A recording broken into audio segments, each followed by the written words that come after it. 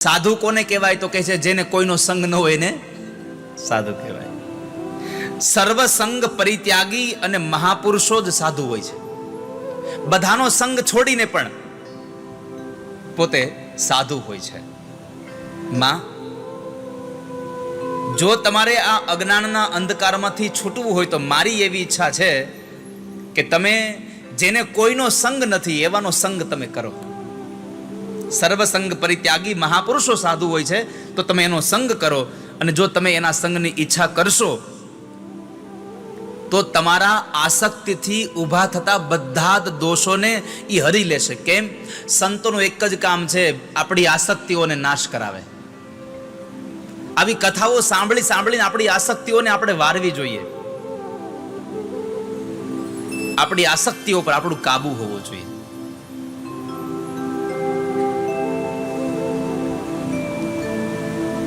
સંતોનું એ જ કામ છે, ભગવાનમાં દ્રઢ ભરોસો કરાવે, ભગવાનની વાતો સંભળાવીને તમને પ્રભુમાં પ્રેમ જગાડે, અને એ પ્રેમની વાતો કરતા કરતા કરતા કરતા તમને એવી વાતો સમજાવે કે તમારી આસક્તિઓ છૂટી જાય.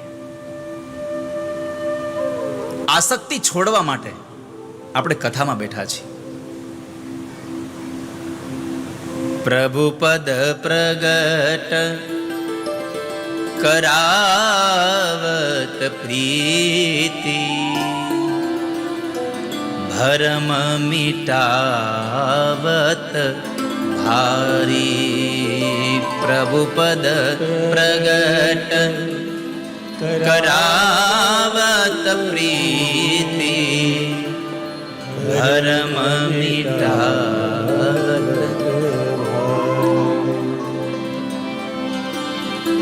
પ્રભુના પગમાં આપણને પ્રીત કરાવે અને આપણા ભરમ મિટાવી દે એવા સંતો સંસારમાં મળે તો આપણું જીવન ધન્ય થાય.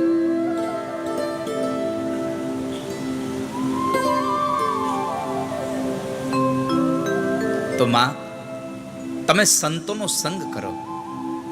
માએ પ્રશ્ન કર્યો, ભગવાન મને એ તો બતાવો, સંત કોને કહેવાય, સાધુ કોને કહેવાય, સાધુની વ્યાખ્યા શું, સાધુને ઓળખવા કેમ? તો મેં ગઈકાલે તમને એક વાત કરી હતી કે સાધુનો સૌથી પહેલો એક ગુણધર્મ એ છે સ્વભાવ સરળ હોય, મનમાં કોઈ પણ પ્રકારની કટુતા ન હોય. અને બીજો સ્વભાવ એ છે કે જેને જે મળ્યું છે એમાં સંતોષ માની લઈને સમજવું આ સાધુ છે. જે મળે એમાં સંતોષ માને. બીજું, માં, જેની આંખમાં કરુણા ભરીને ઈ સાધુ છે. જેની આંખે કરુણા છોડી એની કિંમત ફૂટી કોડી. મૂર્ખ હોય ઈ બાંધે મૃગજળ તરવાને હોડી. જેની આંખે કરુણા છોડી એની કિંમત ફૂટી કોડી. માટે માં, સાધુ એને કહેવાય જેની આંખમાં કરુણા ભરી છે. દયા નહીં હો, દયા નથી ભરી સાધુની આંખમાં. દયા તો સંસારીની આંખમાં ભરી છે. સાધુ તો કરુણા સભર હોય છે.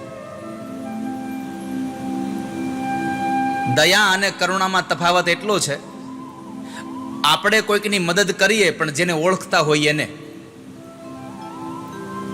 જેને ઓળખો અને મદદ કરો એને દયા કહેવાય, અને ઓળખાણ વગર પણ મદદ કરો એને કરુણા કહેવાય.